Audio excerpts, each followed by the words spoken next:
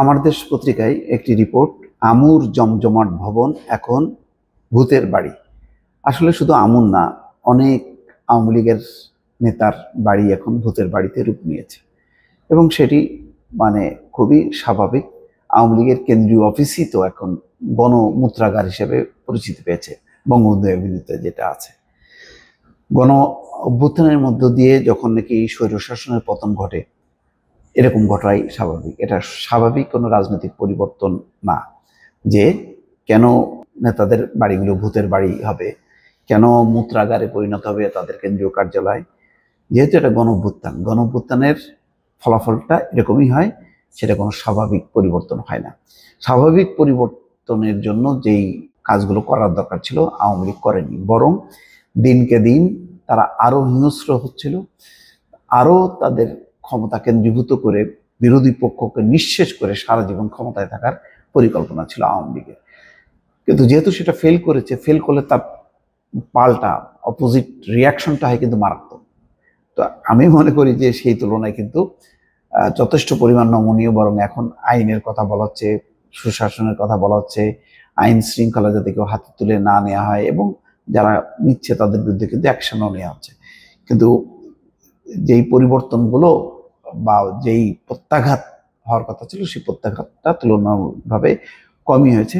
তারপরও যে পরিস্থিতিটা তৈরি হয়েছে সেগুলো অনেকের কাছে বিস্ময়। যেমন কয়েক মাস আগেও ঝালকাঠি শহরে রোনালসে রোডে অবস্থিত আমির হোসেন আমুর বাড়ি সবসময় থাকতো জমজমাট।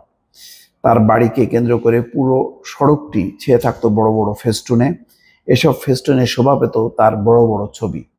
আমির হোসেন আমু যখন ঢাকা থেকে এসে ঝালকাঠির এই বাসায় অবস্থান করতেন, পুলিশ তখন এই ব্যস্ত সড়কটিতে যান চলাচল বন্ধ করে দিত।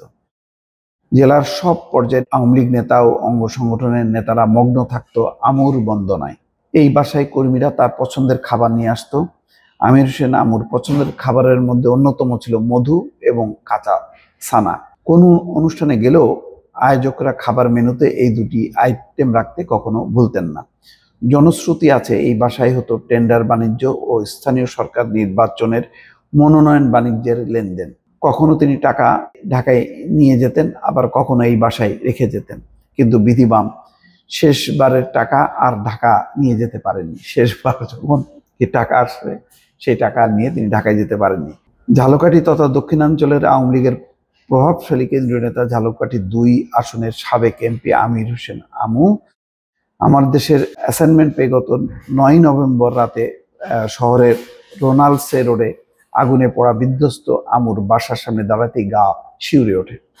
রাতের আলো আধারে বাড়িটির দিকে তাকালে মনে প্রশ্ন জাগে, এটা কি সেই জৌলুসপূর্ণ রাজপ্রাসাদ যেখানে প্রজারা সর্বক্ষণ রাজা বন্দনায় লিপ্ত থাকতো? আহা, এটা তো এখন কোনো রাজপ্রাসাদ নয়, এটা তো এখন ভূতের বাড়ি।